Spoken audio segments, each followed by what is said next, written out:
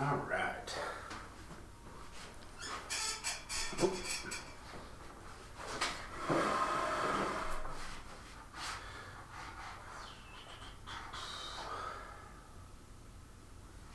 Hello.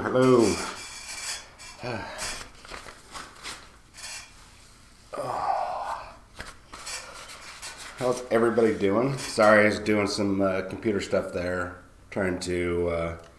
Somebody tweaked the controls, so I had to mess with them. I have to look at security video later, figure that out. So my name is John. I'm with FNP Wargamers, and today I'm going to show you guys the Eliminators. I'm still doing a 30-day challenge. I was going to show you guys the Eliminators last Wednesday, but I was sick.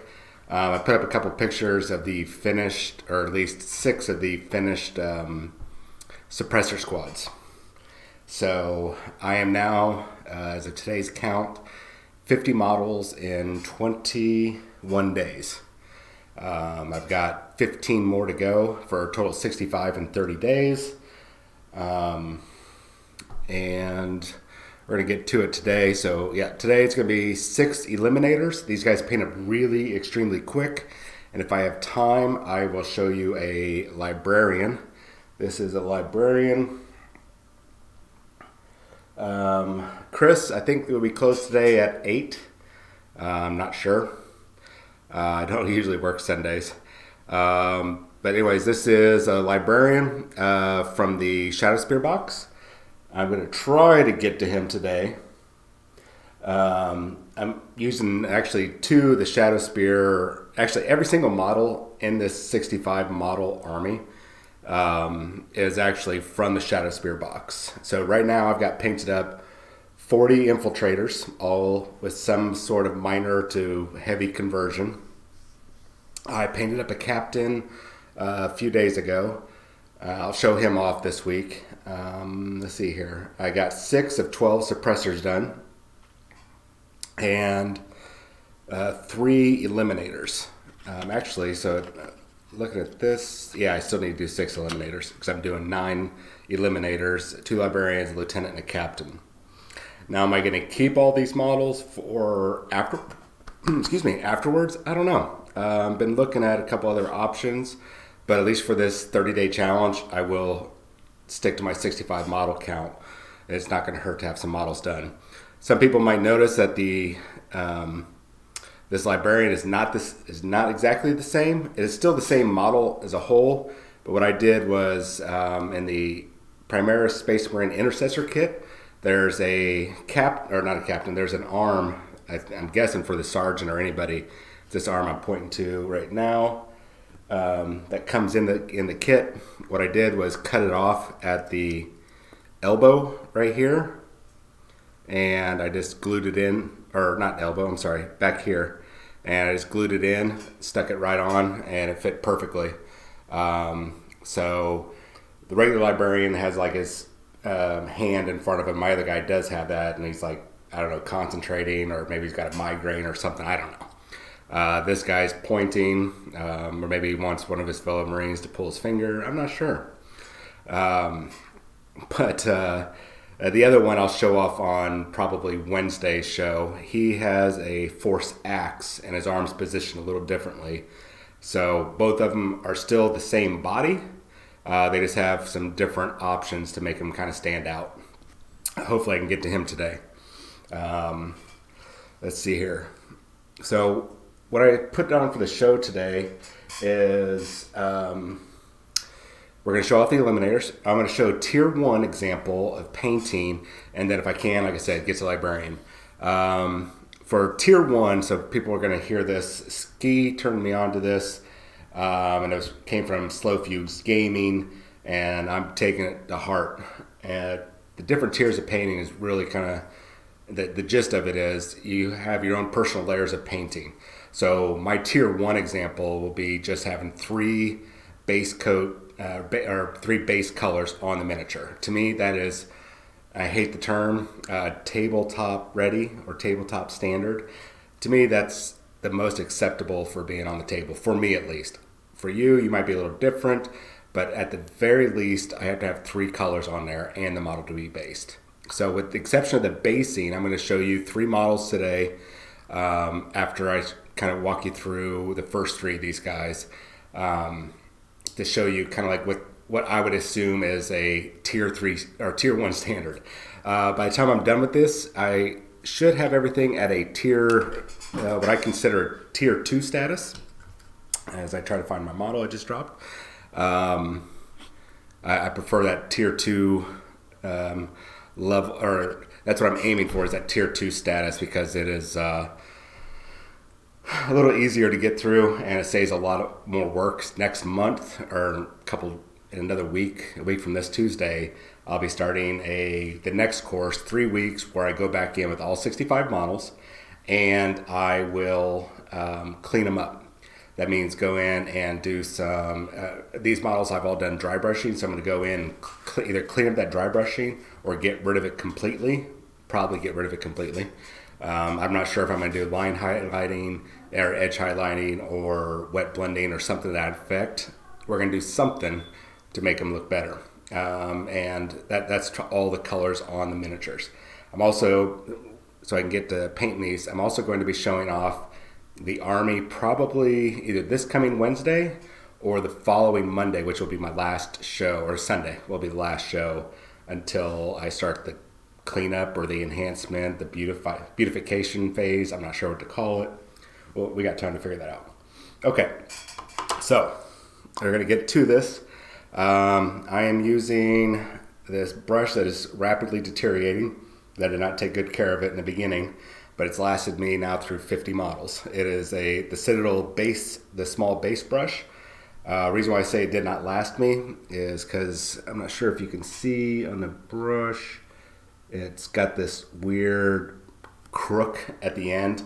That's from not rotating my brush and just keep going with the same brush stroke, and that kind of that'll basically screws up the brush.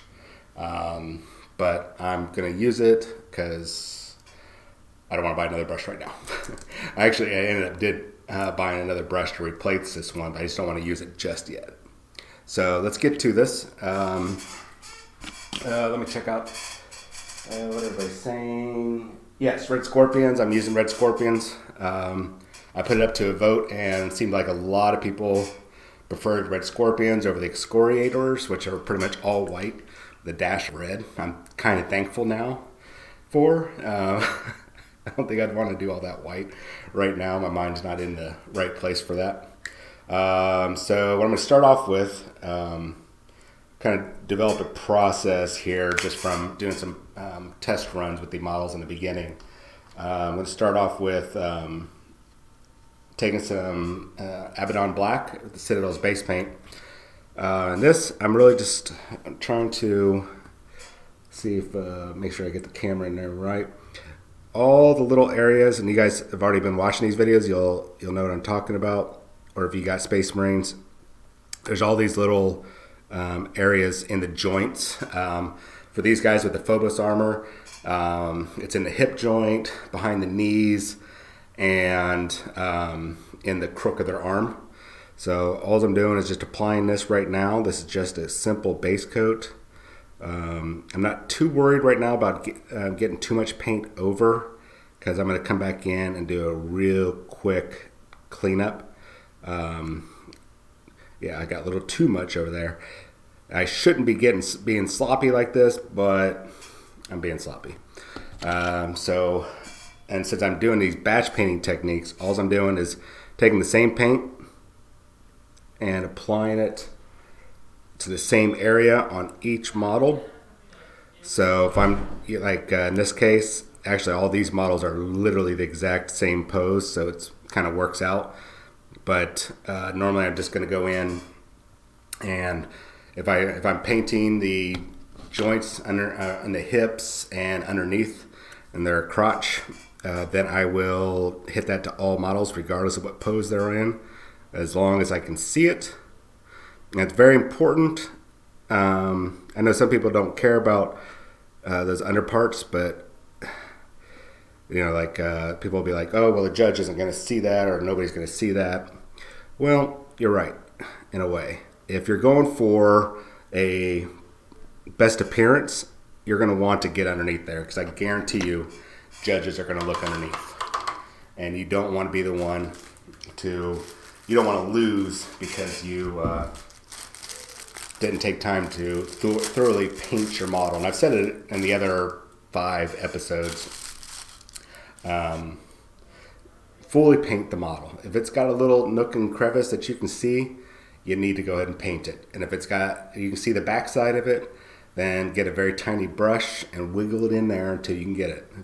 If you get a little bit of paint on the model that you didn't want on there because of those little areas that you can barely see, and just go in and clean it up, or use a wet brush to wipe it off. The most important thing is just to make sure that you are getting all those little areas, if you care about the painting score. If you don't, man, then don't worry about it. It's not a big deal. Nobody's going to hold it against you. All right. Next thing I'm going to do is all my guns so far is I've been painting just the outer casing of the gun black. I'm not sure what I'm going to do with that later on, if anything. Probably just some line highlighting on everybody. But since I did it to one model, I need to do it to all, just to maintain that uniformity. And I'm just quickly going on and painting each area with try to keep the model on here. Just quick strokes. The more you hesitate with your brush strokes, or the more you just try to aim it, like, oh my God, can I get that little area? And you just kind of clench up, and you're getting all scrunched up, you're liable to actually mess up at that point. Make sure the video is good there. I'm assuming sound is good. Nobody's told me that, hey, sound is messed up. I don't mind spilling over onto the barrel or the other parts that aren't going to be black, because I'm going to be putting a metallic color over that. Let's see here. I've been painting these scopes. I'm not sure if it is the right thing to do, but I've been painting the casing for the scopes black also, because these guys are supposed to be all super sneaky snipers, and it does not do well to have a shiny scope popping up for people to get a reflection off of, or something to that effect. Am I thinking a little too much into it? Yeah, but I don't care. All right. So there's lots of little parts here, like you don't want to miss, like right here in the nook of his hands. It's a spot right there where it's very easy to miss part of the model. You just assume it's the hand. It's another one of those things that you just want to make sure that you go ahead and get to satisfy the judges. And it's also kind of like a nice satisfaction thing that you get from having a fully completed model. You didn't miss anything. It looks awesome, fantastic. You're happy. I'm happy. The judge is happy. All right, so I'm doing a lot of bad painting practices here, and I'm not trying to show you a lot of the good ones, because I got a 65-day or 30-day challenge with 65 miniatures, and even though I'm close to done, I've been kind of violating a lot of my rules of, don't brush away, always brush towards. Make sure you always get plenty of paint on your brush for what you're doing. Don't 1 second here. That's that little nook area I was talking about. I'll show you on the next one. Just a lot of bad practices that some really good talented painters out there like Ski might be wincing like, oh my God, what are you doing to your brush? I know I'm bad about it. I'll do another penance video. This one's kind of like I'm doing penance because I sold off an army, and as a member of FNP, I need to have an army, fully painted army for the show, and I didn't know that. So, maybe I forgot it, or I don't know. Regardless, so I've got 30 days self-imposed to get this done. Nobody's said I had to get it done, but I like being on the show, so I'm going to do it. I'm going to try to show you guys here. Right behind his kneecap is a little area, little pain in the butt to get to, but it's another one of those flex points with the that's in between all the armor plating. So I need to make sure I get that on all these models. It's one of those things that, oh, there's a little spot right there too. Gosh darn it. Get it on this guy right here. It's one of those things where and once again, I'm not too worried about getting too much paint over. All right. Some of you will see me put my brush in my mouth after I wash it off or something. Yes, the paint is gross. It is not toxic, unless you live in California, and then everything is toxic. But I do that just to kind of help get that point back, and so I don't have to sit there and wipe it off and everything every time. It's just a quick thing. I don't recommend doing it, especially if you are under age. Please do not listen to my advice on doing that, because I don't want your parents getting mad at me because I told you to lick your brush. I can just see it now. You have like a horrible allergic reaction to the non-toxic paint, and now I'm in trouble. So don't do it if you're under 18. All right, so here's that model again, or that bit. I'm not sure if the camera is zooming in good there. Yeah. So I'm trying to show you the little nook there. There we go.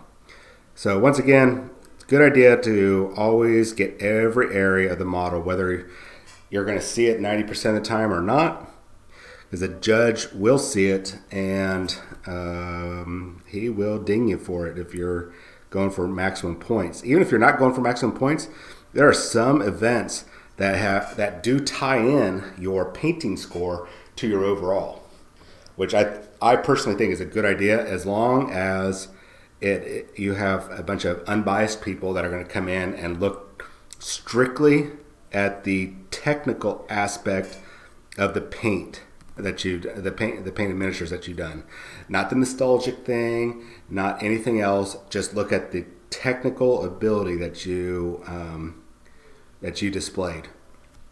So if you did a really cool theme army, based around, I don't know, Transformers or Evangelion, great, that's fantastic, but that should get you what I like to call, and actually some places, I think Frontline Gaming calls it this too, paint porn.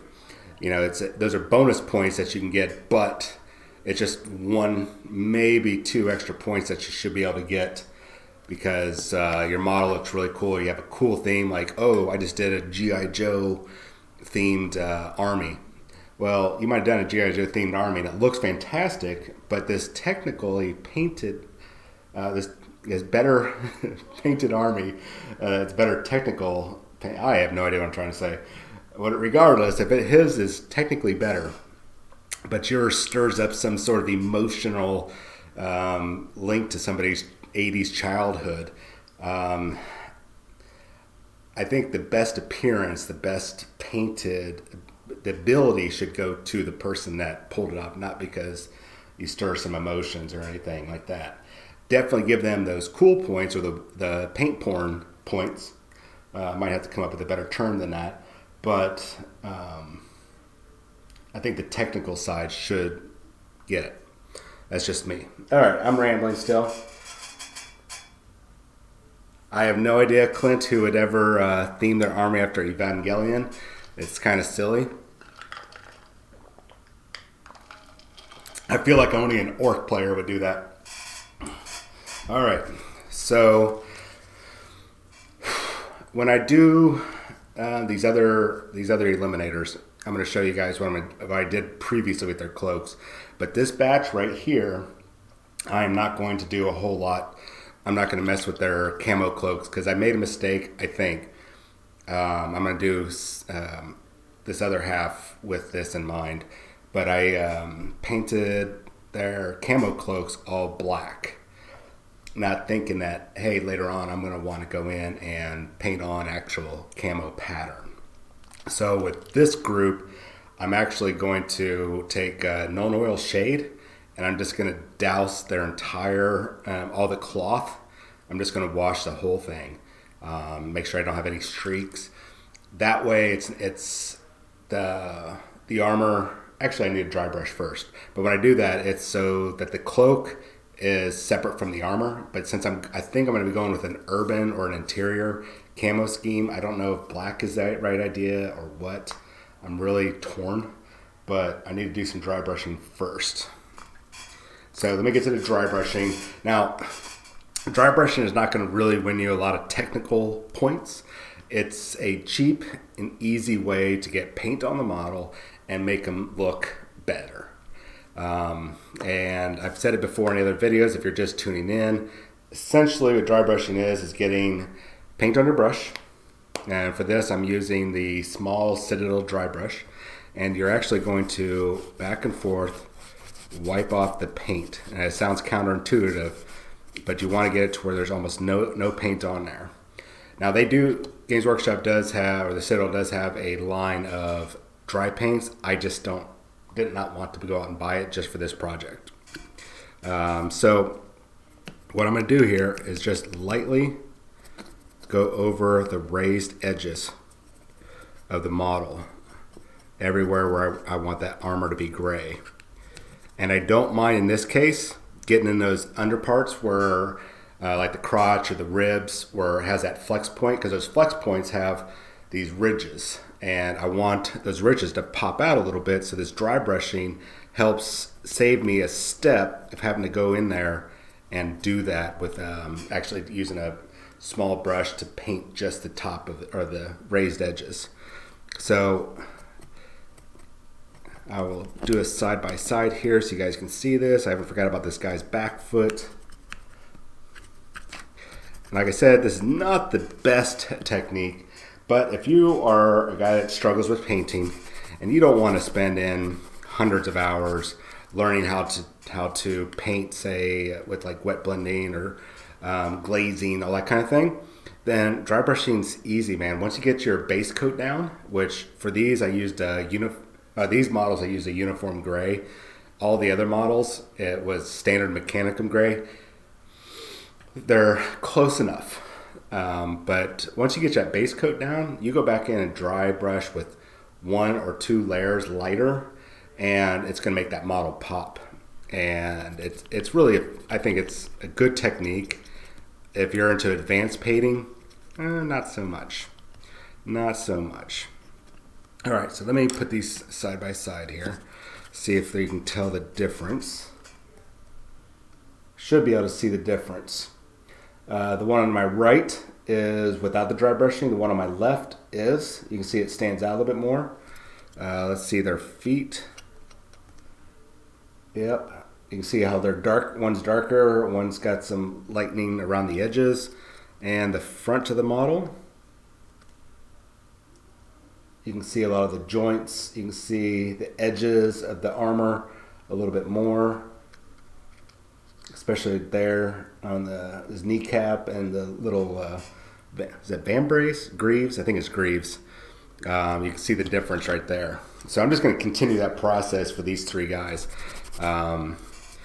These guys, I kind of waited to the last because I knew that they were going to paint up ridiculously fast. And it looks like I missed some black on there. And I wasn't too hip on the idea of using these guys, but it was the fastest way for me to have a fully built and painted army, since I already had them and I didn't want to have to buy anything else. Mind you, I had 4 boxes of Shadow Spear, but I didn't want to get anything else. Now I'm already considering going into, if I want it to be a little competitive, I'm trying to figure out what I'm going to drop. I want to stick to the theme, but I don't know what I'm going to add. Oh crap, that's way too much. Way too much there. So get another brush in there. Oh well, that's all right. I don't mind there being too much, because we are just dry brushing, and then when we do our cleanup phase or beautification phase or episodes, I'm not sure what we're going to call it. Maybe you guys got an idea. Maybe the un-F-it stage. I'm not sure. You guys tell me what I should probably call it. All right, so there. The dry brushing is done. The guys stand out a lot more. The camera's probably not showing off too well, but there is a noticeable difference, at least here with me. So I'm happy about that, because now I'm one step closer to being done. Now, when I come back on these models, I'm going to have to probably edge highlight, or I might try some glazing. Glazing is just really multiple layers of thin paint. I'm not sure if I'm going to do it. If I am, I'm going to do it with these. I'm going to test it on these Eliminators first. That way I don't mess up the other models. Yeah, that's what we'll do. All right, let me check chat real quick. All right, chat is good. Man, there's a lot of people on tonight. Awesome. All right, so sticking with the Eliminators. The next color I'm going to go ahead and knock out is, oh heck, let's go ahead and take care of the little bit of Lead Belcher. This is my metallic paint. I'm going to go ahead and get some on my palette here. Unfortunately, my palette is not the best. I don't know what happened to my other one. Usually I like to have a nice, some people like to use wet palettes. I have yet to use those, so I'm not even going to mess with it right now, especially not for this challenge. I do like to thin down my paints a little bit. Sometimes I use a paint medium. Sometimes I use water. No matter what, it's always good to kind of thin down your paint a little bit. Not too much, but just a little bit. Especially with Citadel paints, because they are, their base paints are notoriously pigment heavy. I have not used the full range of the Monument Hobby paints, but so far I've been very happy with what they've been putting out. But I do have a bunch of it coming in about, well, I'm hoping this next week. All right, so all I'm doing is putting that Lead Belcher here on the model, just painting all the metal areas that I wanted the gun to be, get the little slide release there. And at this point, since I'm not too worried about these colors washing over each other, because I can always clean up with that black later. But I'm still going to try to be careful. You should always still try to be careful when you're painting, even in these early stages, because you want to still try to use those best practices. Be nice and careful and precise with what you're doing. Sorry, I'm all thumbs today. I just bought all these painting handles from Games Workshop, and I found them today, and I didn't bring them in with me. So that was dumb. All right, something else I've been painting. I don't know if you guys do it, but these vents on the jump, or not the jump packs, but the power packs or the backpacks of the Space Marines. I get all these little vents. And I think that is it. If you can see here, I'm going to try to avoid messing with that. I'm not sure what I want to do with those straps, but we're going to try to be very careful with them. All right, looks like I got everything that I needed to get on the metallics. I'm just going to go ahead and slap this in there. Slapping the lead belcher in there on his mask. So I still haven't just decided what I'm doing with those gosh darn masks, and these camo cloaks are kind of a pain in the butt. I've never really done the camo before, and I'm afraid I'll mess it up. So I'm going to hold off, like I said, for the beautification phase of the painting.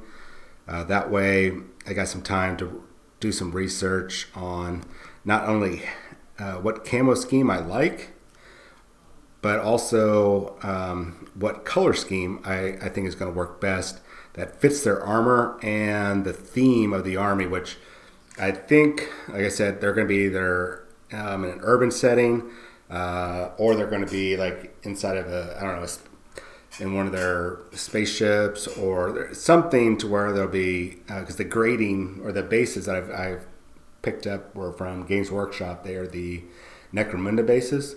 And so they look like steel decking. So it could be inside of a factory, a big old starship, or it could be, Hive City. It could be anything, except for a grassy knoll, which these guys would probably be more ideal for since they are snipers. Sorry if you are a JFK buff. Okay, so all I'm doing, if you just tuned in, is just getting the lead belcher on and rambling. You guys, some of you will notice that one of these guys still has the suppressor on the front. The others do not. Part of that is deliberate, part of it's by accident. The deliberate part and accident part actually is the fact that these guys, all their suppressors were put on one of my 10-man squads. And in that squad, everybody's got a suppressor. If they've got a pistol that they're using instead of their rifle, it's got a suppressor. I didn't go as far as to do their suppressors got a suppressor, because that would have been a little silly. But I did go ahead and put suppressors on everybody. So almost all these guys that I have that are the Eliminators, they do not have their suppressors, which to me is fine, because on a battlefield, I look at it two ways. Either A, you are a super sniper guy and you need a suppressor and you are like a mile away, or you're part of a sniper team that moves up with a unit, and stealth is not what you're doing, but you are providing that pinpoint accurate cover fire or the support of a sniper team. So that's why I look at these guys. I'm like, okay, well, some of these guys don't need the suppressor, some do, and it makes sense to me because I'm forging my own narrative with these guys, which is the most important thing. All right, so there, all the metallic for these guys are done. Their face, not this guy's face. Let me take care of this guy's face. I kept these guys to be, excuse the language, but I wanted them to be basic bitches because I was not sure if I was going to use them or not. And if I end up using them after this 30-day challenge, I will definitely enhance them. It'll probably come with their camo cloaks. And then I've got some ideas for their bases. But right now, they're just going to get some very, very, very basic bases. Afterwards, if I decide to use them, we'll see what the big FAQ says, because if they get like a point drop, I might find a real good use for them. So anyways, so enough rambling. Get back to painting. So that takes care of lead belcher. All right, so lead belcher on everybody. Mainly it's just their guns. No biggie. Nice and easy. Next part, since these guys are ridiculously fast, but this is going to be kind of a pain in the butt area before I kind of go in and do a cleanup for anywhere I got over on the gray.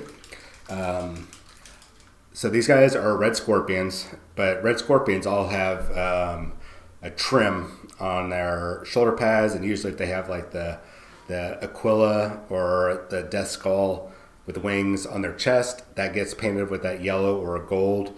These guys don't have that at all. Not even the other Phobos guys have that. They all have just like a little skull in the center and one shoulder pad with the trim. So what I've been doing is doing the skull, doing the one shoulder pad. But any pouches that they have or little straps that I've been treating it kind of like aged leather, and I've been doing it kind of like a yellow. Not even kind of. I've been doing a yellowish color to kind of match the shoulder pads and the general theme of the Red Scorpions. And some of you are like, well, what makes them red? Well, they do have a chapter symbol that is a red scorpion, but they have this riot of colors that I have to go through. So for the little bit of areas that I'm going to do with this leather straps, I'm using the Monument Hobbies Golden Brown. Let's see if you guys can see that. I am really in love, and I've said it in the past 5 episodes, with the Monument Hobby stuff. It is probably the best paints. I mean, Citadel does some fantastic colors. They got some of the best, probably the best shades out there. But right now, some of the key colors that I need, Monument Hobbies is knocking it out of the park.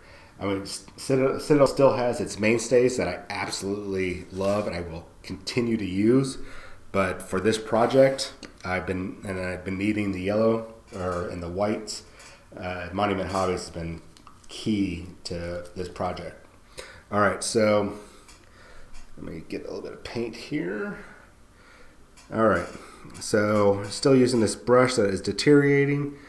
Anywhere that I got these little straps here, and you can I'm gonna have to get a little messy with the camera here. I'm gonna do my best to show you, but right down in the cracks here underneath the cloak, it's just a bunch of pouches. So I don't have to get too technical with it, but I do still want to get paint on it and try not to get it onto the gray. Oh, I did it. Yay. You can see it's tucked away in there. Lose a lot of detail with the camera, but we got paint on it, and we didn't get paint on any of the gray, or very minimal. So yay, happy day. I do have another strap right here, and I'm betting if it's like all the other models, this strap right here is nothing more than for his holster. He should have a pistol on the other side. Too much paint on my brush. If you have too much paint on your brush, take the time to wipe it off. There. Little yellow strap there. I'm thinking I might go in later, and if I got any of these straps like underneath here and at the bottom, I might make them yellow just to kind of help tie things in. It'll depend on what I do with the cloaks. I'm not sure yet. Leave that up for debate. So these models, like I said, they're nice and easy to do because they're all the same. I think that's why I like I like these Eliminators. It's why I chose to do 9 of them. Is because you get 3 in a box, and I had 3 boxes, so I had 12 of them. And so I've got 9 or 8 that are like this guy. These 3 that I'm showing you, and then I got 1 where he's standing up. You'll see that whenever I show you guys the full army. And what I might do is look a little bit more at this model. This is another one of those things where you want to pay attention. There's another strap here I totally forgot about. So that pouch that I'm painting that's down inside of there, he's got a strap that goes around his leg, and I forgot about that.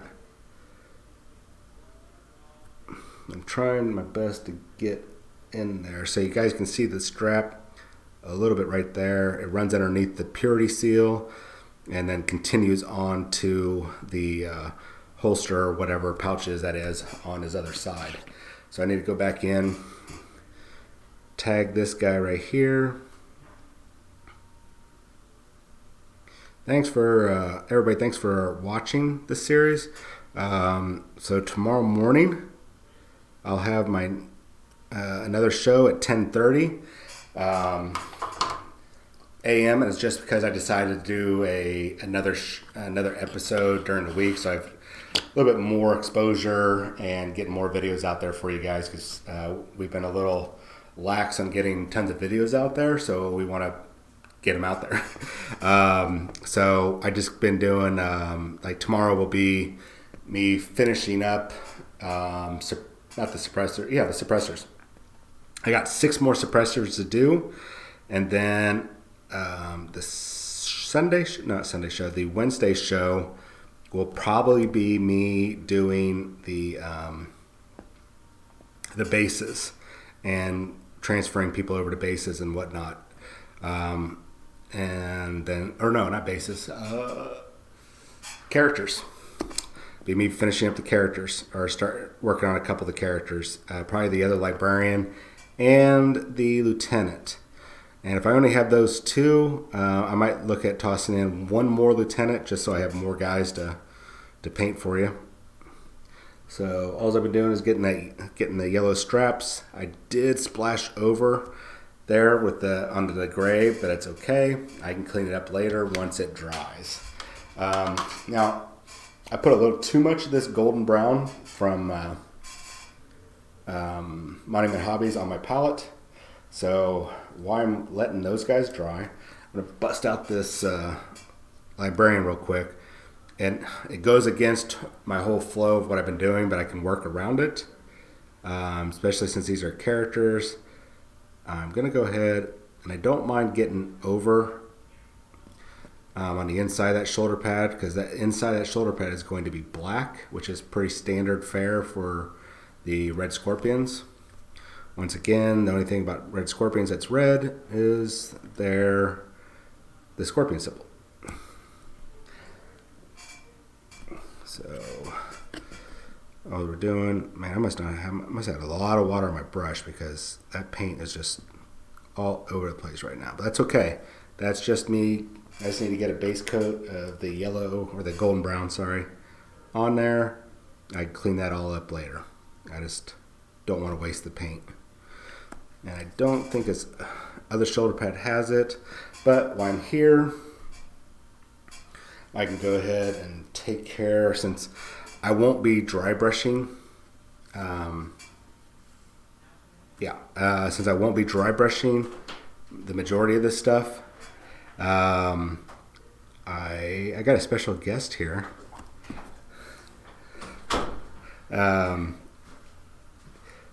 Look who decided to come in. Oh, and he's just jostling the table I'm painting. I got Chris here from one of my fellow FMP war gamers. Look at that. It's Chris. Yay, it's Chris, everybody. Oh. I actually get to see you live painting. I know. Instead of on the YouTube channel. Yeah. And you can slap me at the back of my head when I start rambling. But I figure I'd come in and do, maybe, if you don't mind, do like a, what's the word I'm looking for? We're going to announce some more again on Tuesday, but maybe announce what we're doing for Warzone Houston. Yes. For the painting teams. Since we're doing painting, I say we should talk about it. Yeah, here, let me get it. You. Oh, They can see me right over. They can see me right over my shoulder, or see you. Sorry. Sort of. Yeah. Yeah. Yeah. All right. Okay. So we've been working on Warzone, of course. You know, Mr. Owens here, one of the top guys with Alan, and I'm running the Age of Sigmar tournament for Warzone, and so we were able to talk to a good company to help donate some price support, right, for Warzone. And this year, it looks like the top 2 painted armies, one from Age of Sigmar and one from 40K, will be getting a full set of monument paints. The full original set. They have some more coming out at the end of May, I believe, or June. But the 2 top painted armies will be getting a full set of the monument paints, which are, of course, I don't know if you can see it, but are the dropper bottles. But yeah. How many colors is that? Do you know offhand? About 40 something? No, I think it's like 20 something. Oh, okay. But they're also coming with empty bottles as well. I think it's 3 or 4 empty squeezer bottles with that set. Man. So that is an awesome deal. Very generous. Yes. Which then goes into with the whole, we always been talking about painting. Well, the painting just got even more intense. If you're one of those guys that want to paint or want to touch up their armies or do a better display board or something, here's your chance. Because, that's basically $100 worth of paints just for that's not including anything else they might be getting. But they are getting, the full set of paints. That is absolutely amazing. And I had to buy mine. Oh, same here. He had to buy his. Yeah. You guys get a chance to win it for free. That's pretty amazing. Yeah. Such a good deal. Very generous of Jason and Jen. Oh yeah, excellent. You know, and I mean, it does help that we are part of the partnership program with them, and Yeah. They teach a lot. Like, I know John's here teaching, and I'm not trying to rain on his parade No. painting these No. models, but just this is my personal belief and opinion, and which is drive me to paint more and better and get better or whatever, is people sharing how to paint, sharing their ideas, sharing the process, sharing the secrets, sharing the all of it, because they're not losing out in the end. Because just say, I don't know, Jason teaches Mr. Owens here how to paint whip blending like like a boss, and then all of a sudden he start winning crystal brushes. Well, not only is John successful then because he's winning, but then Jason's going to be successful because he's the one that taught him. And so if you're someone that knows how to paint, you should share. Don't worry about, oh, you're going to learn your technique and I'm going to go downhill because everybody's going to be better than me. Well, it's not what it's about. It's about the whole teaching, learning. Mm-hmm. And if you want to be better, if you don't want to lose, then just keep improving. Yeah. That's one thing I've learned after all these years is don't get hung up on just your one technique. Always try to learn. So real quick here, I've got some extra black and I'm just waiting for some paint to dry there, so I'm just slapping that on. These guys are all going to get a nice cleanup phase later, so I'm not too worried about right now about brush control, though to an extent I am because I'm not getting too crazy. What's your idea for their cloaks? I don't know. That's what I was talking about earlier when I guess you were driving all the way here. So I've got 3 Eliminators. If you're just tuning in, I got 3 Eliminators that I've already painted with the black cloaks. These guys, I'm actually going to leave their cloaks the gray. I think I'm just going to go and put a wash over them until I do my beautification series. I think that's what we're going to go with, beautification series. And then at that point, I'm going to come up with a camo scheme and a color scheme for that camo. I'm not sure yet. I really don't know if I'm going to be using these Eliminators after this challenge, but I don't know. I don't know. It's a tough decision. And I already kind of regret painting, like I said, the black on the other 3 guys' cloaks, because going back and doing a camo over the black is going to be a little difficult. I might have kind of screwed myself on that one, but they're all those guys have the suppressors, so they might be like the super sneaky ninja guys, and like up in the rafters or something. I don't know. Well, you can always go back and repaint it gray and then go back to it, or there's different options. You got options. Yeah, I got options. That's awesome. Well, just like with the thrall that I did, I posted that thrall. Like, he is nowhere where I want him. I'm not very happy with it, but that is my, what would we say? That would like level 2, level 3 maybe on some aspects. You tell me, man. I mean, it's hard to say because of the quality, because I'm not happy with the skin yet, but they're perfect to get on the table. Their video quality, they're good, like in that aspect. And it's always the first model, right? Right. You always got to figure out what you're going to do with that first model, and then once you figure it out, everything goes down. Like, so easy. Yeah, I mean, I've already made modifications to the first. I'll show you guys on Wednesday. I've already made some modifications to the first guy I painted. And I think the modifications I did to this paint scheme is what's going to carry over. But we'll see. We'll see. I'm not sure yet. Awesome, man. Yeah. Here I am using what is this? The burnt red, Monument Hobbies burnt red. And I think it's kind of like, to me, it's a nice blend between corn red and Mephiston. Yeah. Not too bright, not too dark. I'm not sure what really corn red is. It's kind of a weird red. I don't mean like a brown. To me, it's like a brownish red. I don't know. It's like a dark, very burnt red. Yeah. So that's all I'm using here. Just on this little purity symbol on the scopes. All these guys have been getting red scopes. That's probably not the proper thing, but it's the future. I can do what I want. I can forge the narrative. And I'm putting a couple dots on his eyes. Forge the narrative. Not a lot of people do that with 40K. Well, sorry. A lot of people do it with 40K. You just don't see them all too often because they avoid most tournament scenes. Very clever. Very smart. Not that there's anything wrong with you tournament players, but you know who you are. So, yeah. Once again, guys, all I'm doing is just painting the same area over and over again on each guy. And the eyes are getting a dot of red. And I don't care if I mess up because I can go back and clean up later. And like I said, not sure if I'm going to be using these guys. But for the 65-day 65-day, goodness. Well, it'll probably end up being about 65 because I'll be going another 3 weeks before Alamo.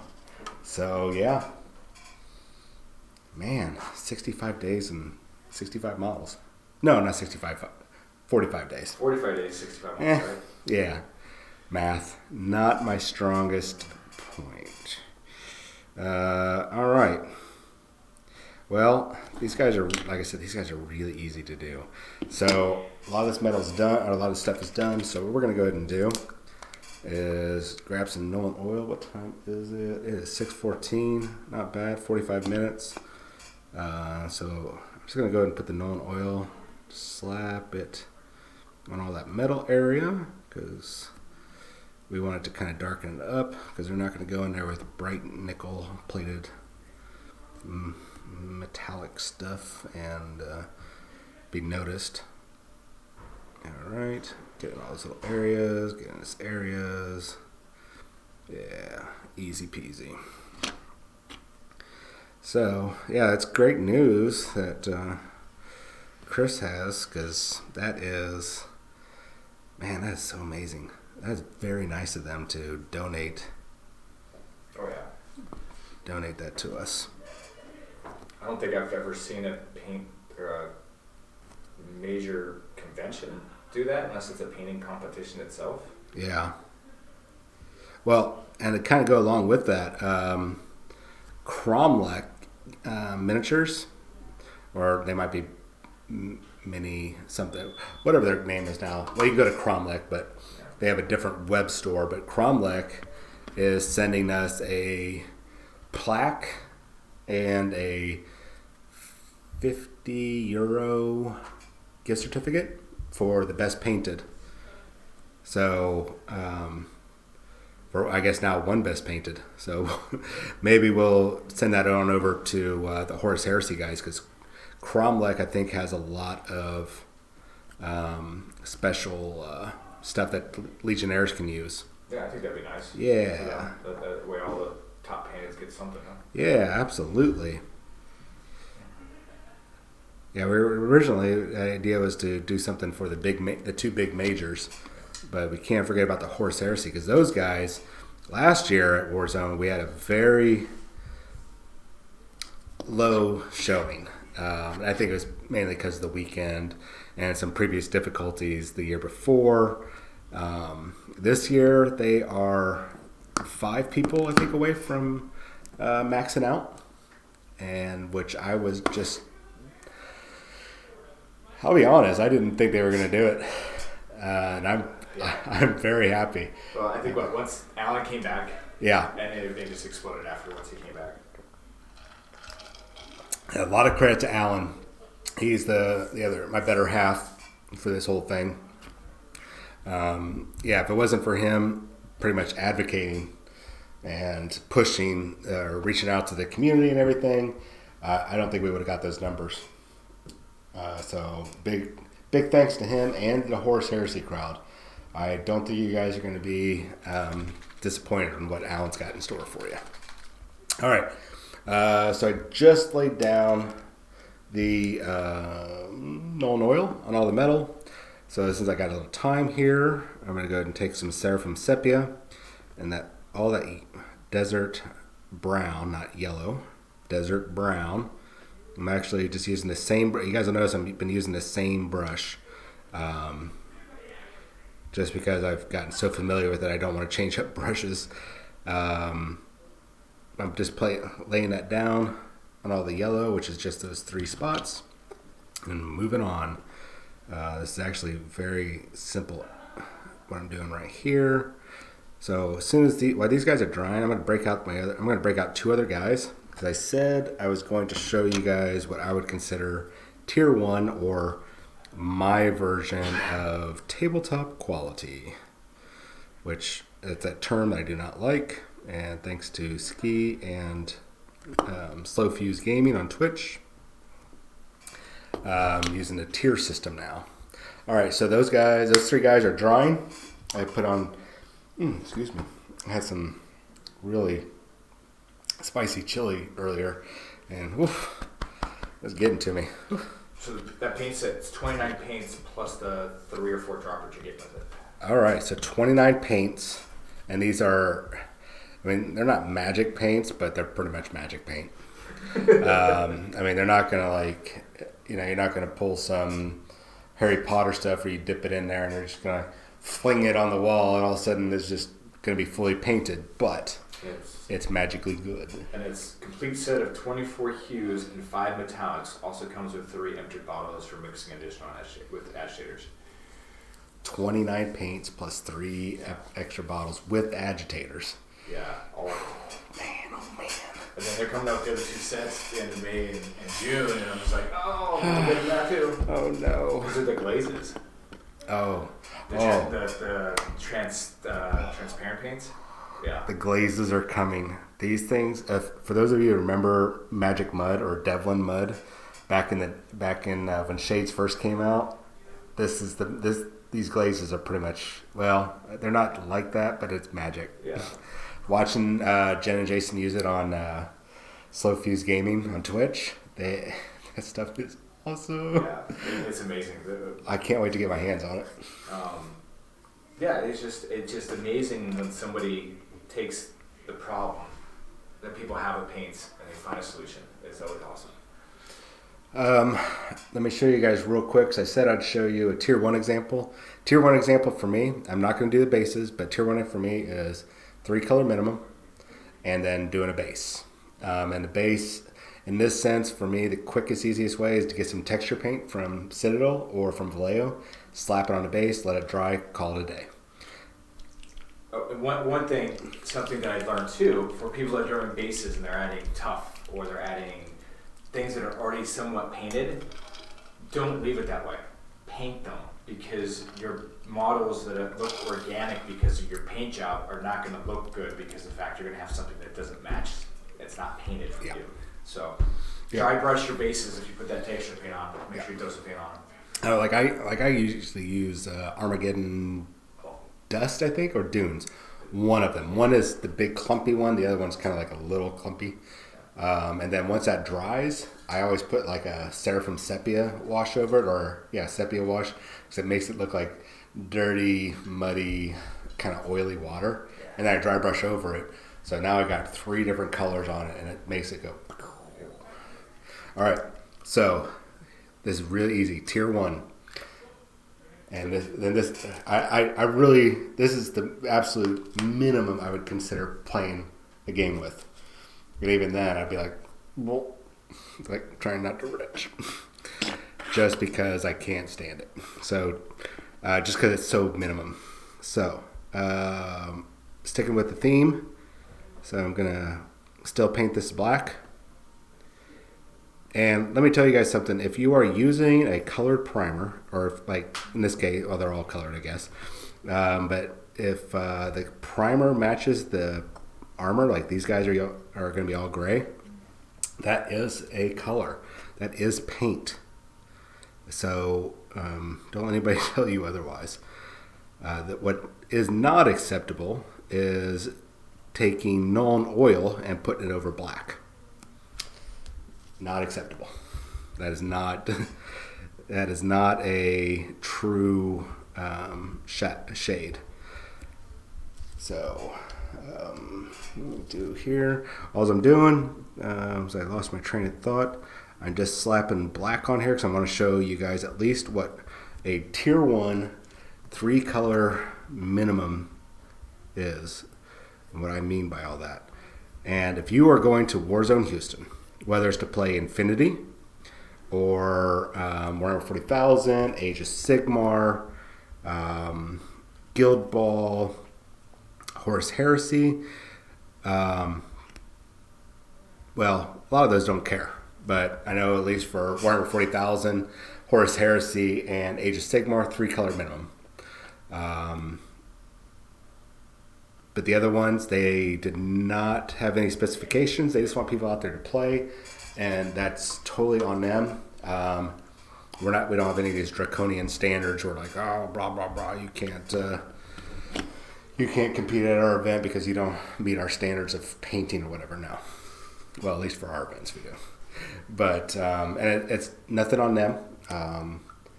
It's not a slight on them because I've seen a lot of those guys already have their armies painted. They're just not requiring it, and that's fine. I don't care.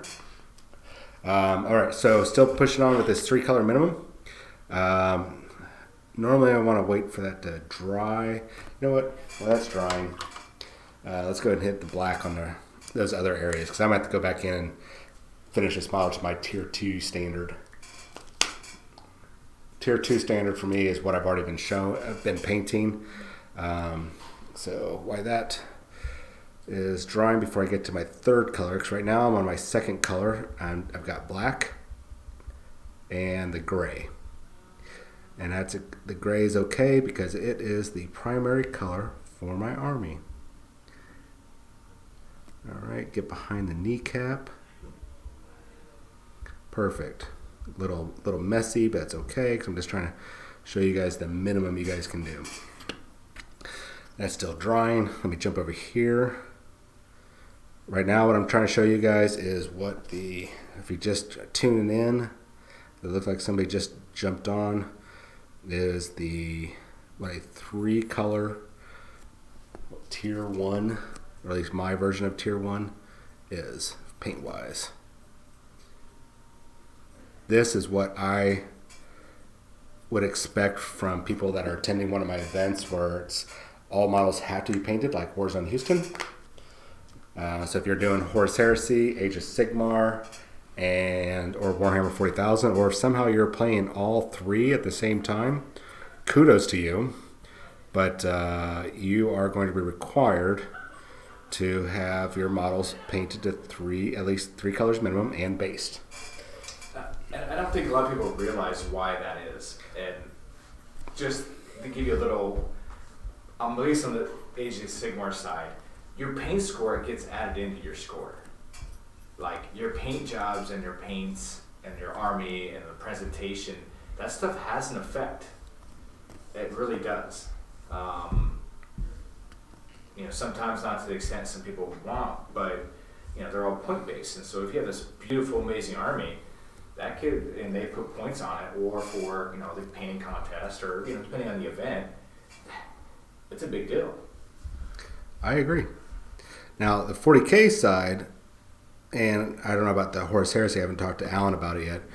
It's not part of the points, but for me, especially since we're putting a lot of money and time and effort into the convention, and we're trying to attract more sponsors, more people to the event. People showing up with your normal weekend plastic gray army, it does nothing to highlight how awesome this hobby is. And when you got people traveling from all over Texas, we got people already coming from, I think the farthest person right now that's registered is coming from Ontario, Canada. Got people from Tennessee, got people come from Seattle. I'm hoping a guy will come up from Florida, cross my fingers, New Mexico, maybe Arizona. So we got people traveling from all over, and they did not come to play with bare bases, or I've seen people just play with the base, no model on the miniature, and they'll play, oh, this is a so-and-so on this base. No, it's not. It's a basic base. Wait, it's not a Tau stealth suit? Yeah, Tau stealth suit. So these people are traveling, and we are putting all this time, money, and effort into making this event awesome. And it does no good if you show up with plastic gray. And a good example, I had my Iron Jaws with that Red Dragon I did. And we were playing up at War Gamers Con last year. And Mars from Battle Lost Souls walked up and she asked to take a picture, just the dragon. I'm like, yeah, go for it. And so she's been using that dragon all over it's popping up all over the place. Awesome. And it wasn't even 100% done. It looked really good. But that can happen at Warzone. There might be other outside people like, and I'm just going to throw this out there. You never know, Combined Arms or Wounded Warrior Project or some of these other different types of people might stop by, might take pictures, and might be like, oh my gosh, I want to share this with the rest of the other communities, because a lot of people don't know what we do. And when they see the art aspect of it, that's all they can go off of, because they don't really understand the game. So they're going to be looking at your models. And if everything looks amazing for the most part, you're letting them take away something to brag about, that they witness and they can share with their friends. Yep. And it's all about spreading the word. Yep. Real quick here before I want to add on to what Ski is saying. I'm actually laying down my third color. So I paint this guy.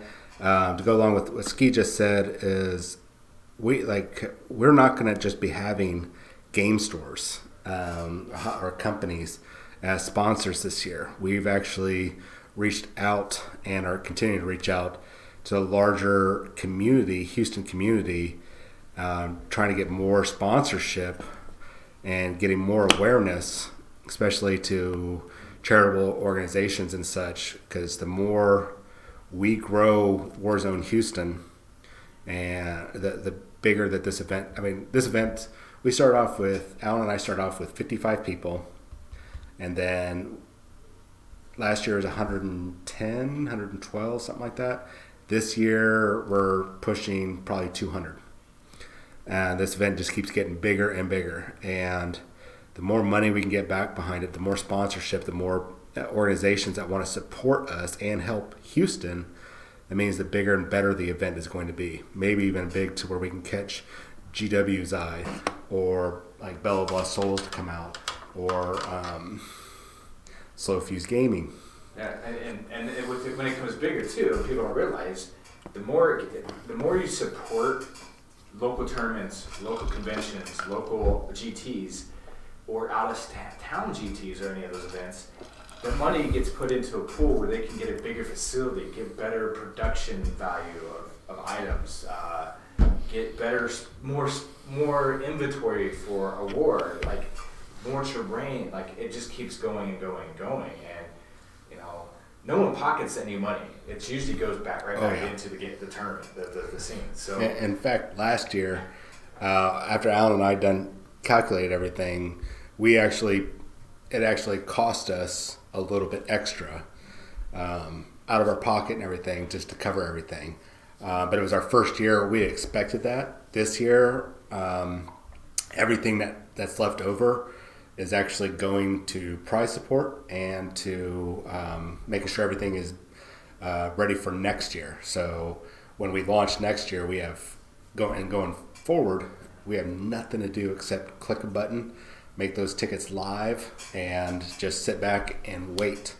And so like next year, say that, I don't know, I don't have a budget in front of me. Let's say it's $3,000 or $4,000 to buy enough terrain and fat mats and stuff for 40, 65, 75. How many tables does 40K have? 40 tables. We have 25. And Horus Heresy has 20 this year, so it's almost 100 tables, a little over 100 tables, something. Because you want overflow too, right? Yeah, we want overflow. So let's say those 100 tables is about $4,000. Yeah, and with those tables, you're looking at least 6 pieces of terrain per table. Yeah.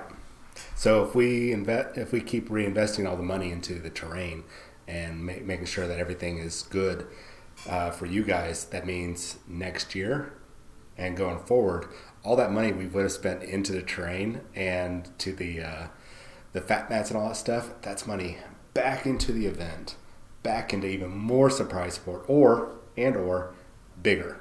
Yeah, bigger. It also, and this is the future. This is just well, go ahead and show off those what you're doing quick. So real quick, So good. I'll come back and I'll show the other models because they're almost done. I only got like one more part to do on them.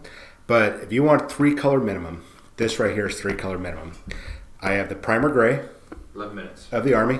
11 minutes to do these 2 models. And that's with me stopping and jibber jabbering.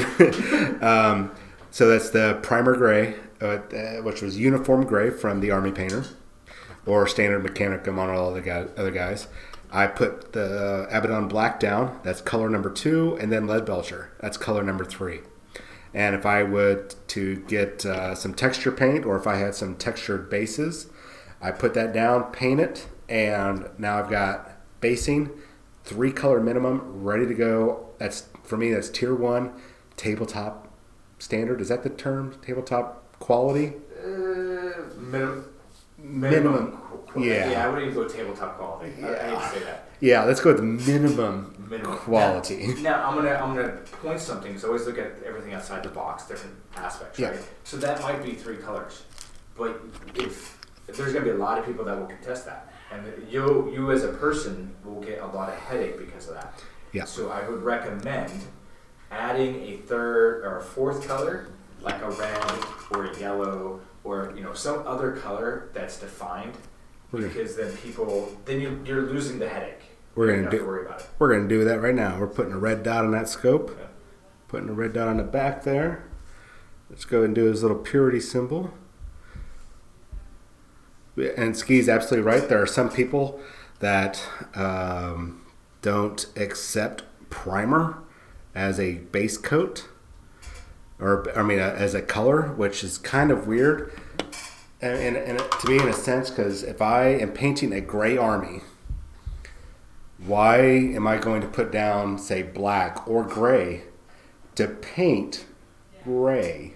I can answer that question for you, Mr. Owens. Answer for me. The reason you would want to prime it black and go back over it, and I call spoofing or spritzing the gray onto it, because that black primer will give you natural shades in your grays. True.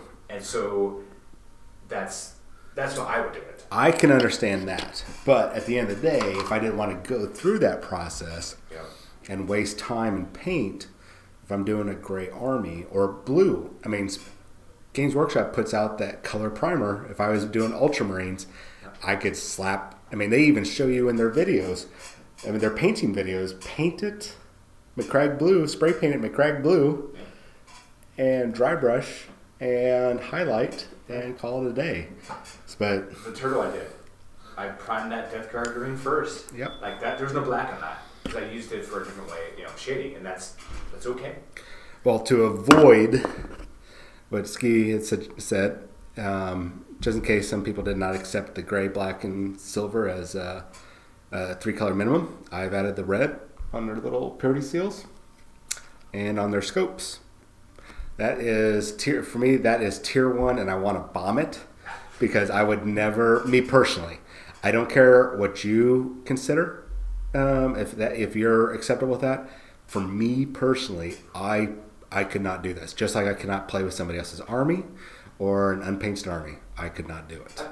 At least with that, though, you could at least throw down and learn your army as you're playing. Yes. That would be the perfect standard to go, okay, let me get some paint on here and get on the table. Yeah. That's perfect for it. Yeah. And like these guys have got a lot more, like if you dry brush over like the primer, that would definitely count, I think. If it didn't, then I'd be questioning those people. All right, so these guys have all sorts of highlights. Their washes have settled. There's not a lot else I've got to do with these guys except for their purity seals there. Still got they got their little tassel. So I'm going to go ahead and knock that out real quick here. I want to get that taken care of. And what I'm using is, I forgot to bring my Rackhearth Flesh. I usually like to go with that first. But we are just going to go ahead and do the Ushapti. Yeah, there you go. There we go. We're going to use this bone color from Citadel. And what I said before in the other videos, make sure that you just paint. Just slap the brush down, paint over the area that you're targeting, and just one quick, clean motion. Don't sit there and hesitate, so you're going to mess up. Just be sure of it, and if you get some paint over, that's all right, man. You can go back over and clean it all up. just be careful with if you do that to white, and white and red are like, if you have white down, I've said it probably every video so far, if you've got white down and you're putting red near it, be very careful, because red is very hard to cover up with white. It's something about the pigments that I don't know, science stuff.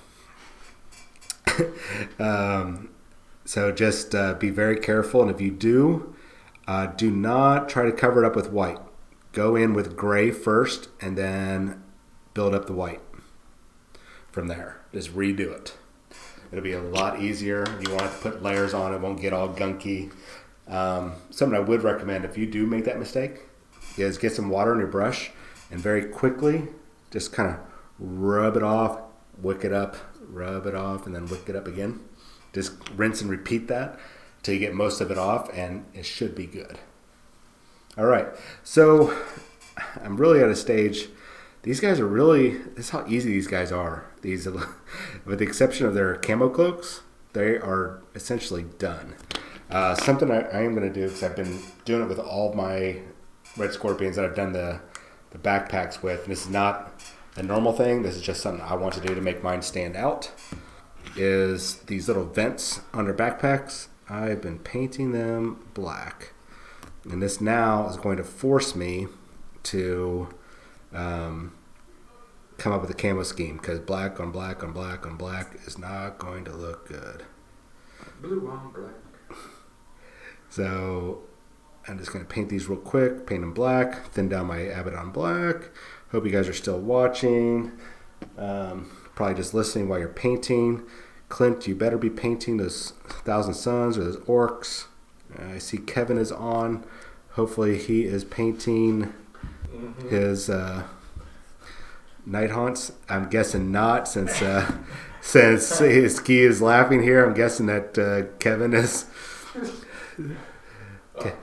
If you live under a rock and you don't know, so the Fire Slayer's new book came out Saturday. Yes, for Age of Sigmar, which is an amazing book. I have it. I've read the whole thing. Amazing. So they got the treatment they needed. Very well done. Nice. So real quick here, remember I was talking about getting all those little nooks and crannies? Some people will be happy with just getting the black on the vents like this. Me as a judge for painting, I would look underneath here, and if you did not get the back side of that, that would be basically a ding against you. I mean, if you already have like this super amazing model and you're not worried about that, there's not going to be any competition. I get it near you, but just go ahead and it's just best practice, especially with your vehicles. Oh my gosh, guys, your vehicles, paint the underbelly. It's going to save you in a painting contest. Clint knows who I'm talking. Well, he might not remember, but it came down. I think I said it a couple weeks ago. There are two guys, fantastic painted models. I had a hard time figuring out who was the best, and it came down to me flipping them over and looking at the undercarriage. And the guy that actually fully painted, dry brushing details underneath, he won. The other guy was a little understandably upset, and after I explained to him what I had to do to judging, he had responded that the guide that he had from Forge World, the painting guide, if you got that painting guide, which is really amazing, by the way. Was the masterclass guide? Yeah. It said, don't worry about the undercarriage. And that's true if you are not worried about a painting contest.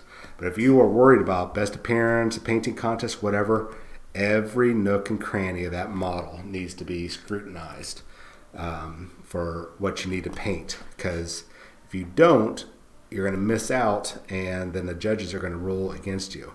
And that was such a hard thing, because both those guys are friends of mine, and I had to rule against one of them. Well, and to go with that too, like, think about stepping it up too. Okay, you're like, oh, I want to paint these crevices and stuff. Think of source lighting.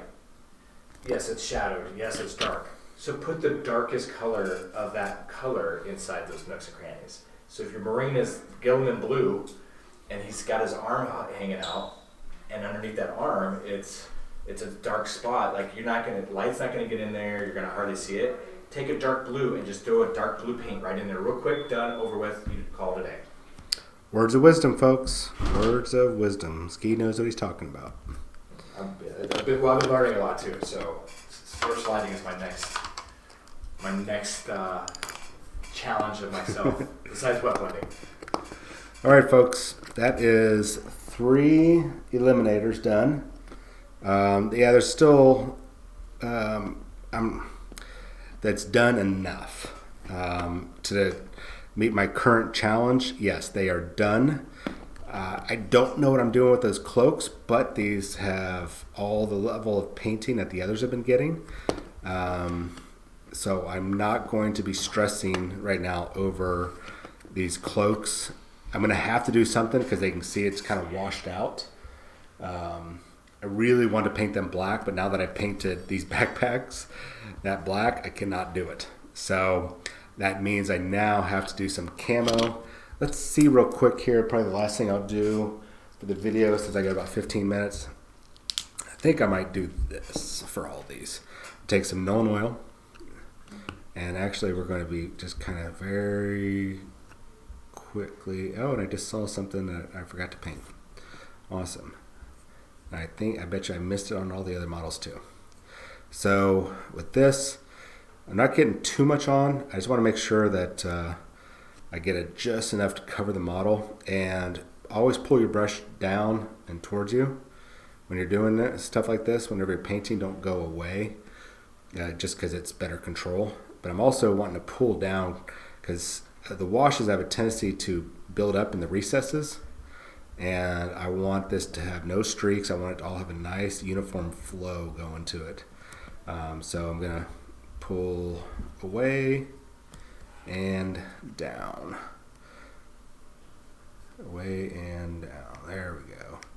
And that is strictly, so now it does pop a little bit more, or stand out a lot more now.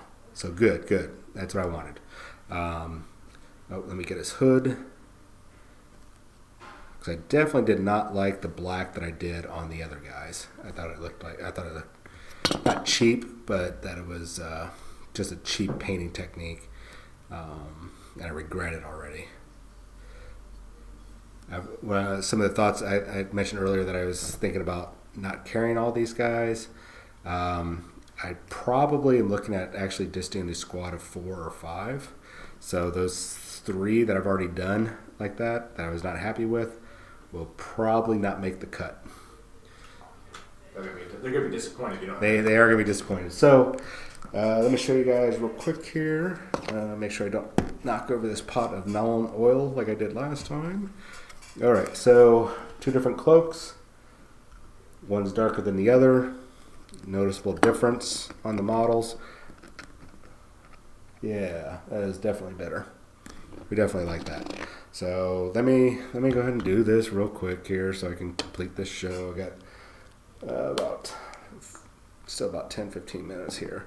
So we figured out it's at the very least 11 minutes to do 3 guys, and that was probably a lot less because I was blabbing away as usual.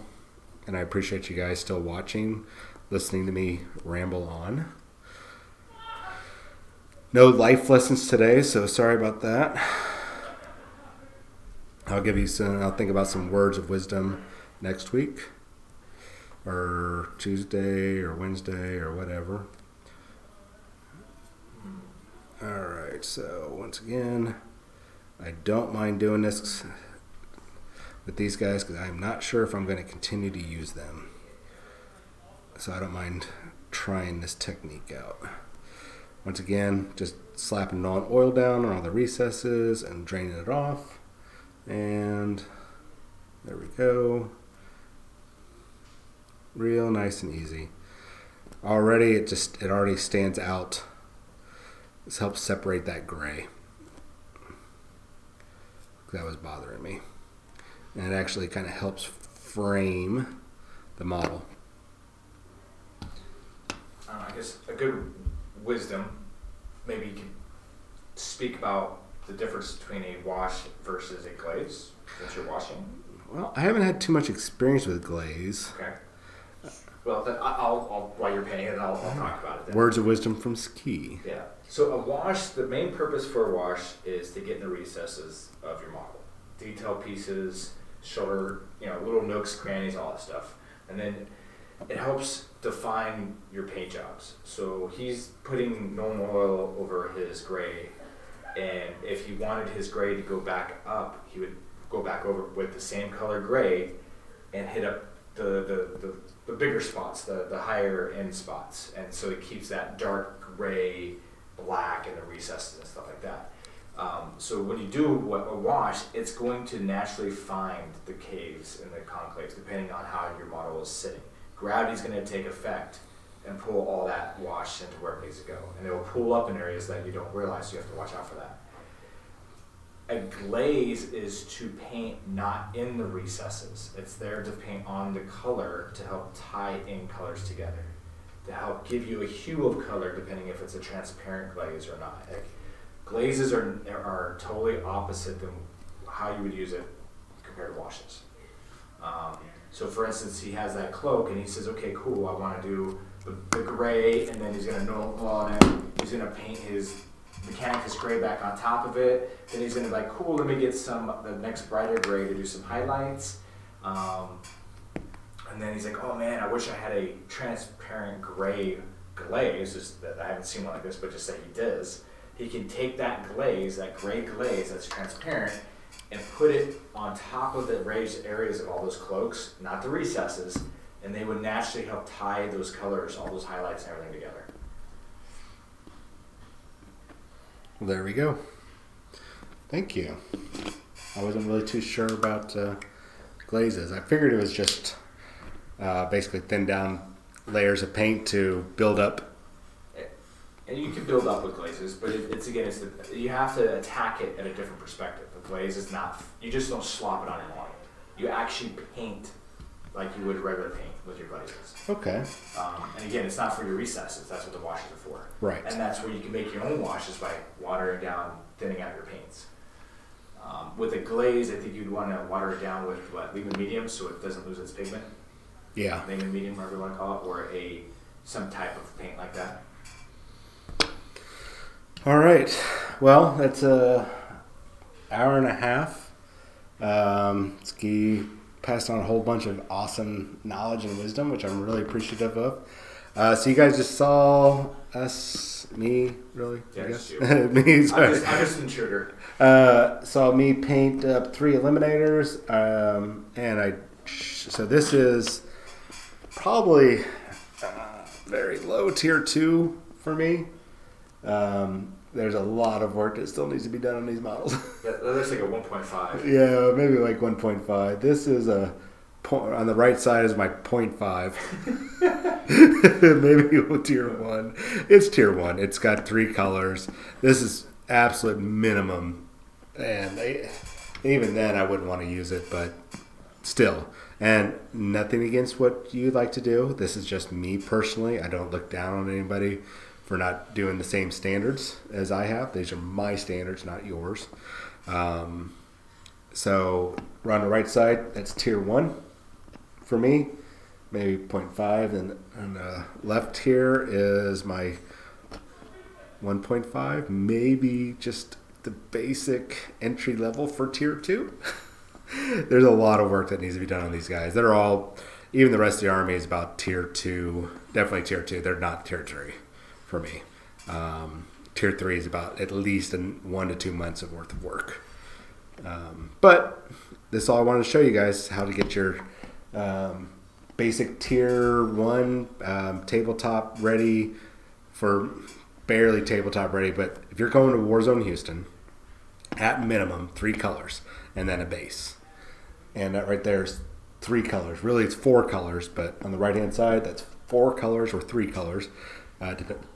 Depending on the event. And then this is multiple colors. You got 1, 2, 3, 4, 5, 6, 7, 8, 9 different colors. All right, guys, I am exhausted today. Still recovering from being sick over the past few days. So I'm not going to stay on too long. I will be on tomorrow morning showing you guys more suppressors. And who knows, I might have a camo pattern ready to go. Regardless, I'll see you guys tomorrow around 10:30. And then Tuesday night, normal, about 9, I'm going to say 9:26 this week. 9:28. Ski says 9:28. We'll see what Clint and Kevin have to say about what time we actually start. And then Wednesday show. Whoever wins that bet has to paint your next army. Oh. So maybe they shouldn't bet. Maybe they shouldn't bet. Wednesday, I'll be showing you guys the 2 librarians and the lieutenant. And then Sunday's show, we'll be showing you what I've done with all the bases. And then next Monday, not tomorrow, but the week from tomorrow, will be the last show for this 30-day challenge. And I'll show you all 65 models. And you guys are going to see everything I've done with it. Cool. You guys make sure you like and subscribe. All of our Patreon supporters, I really, really appreciate it.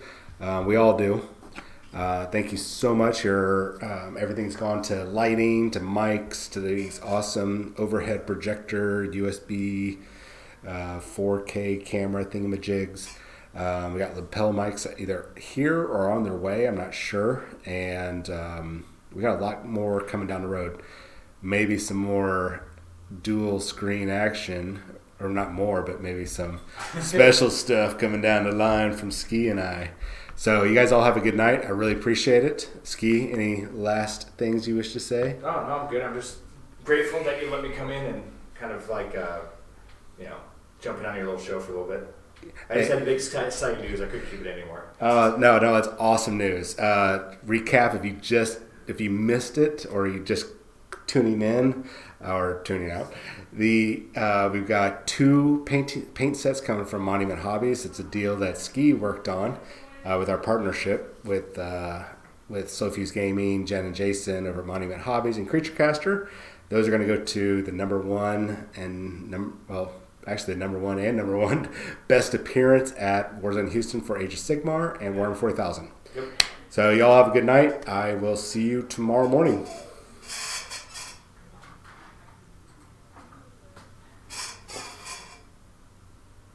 And we're back. And we're spent.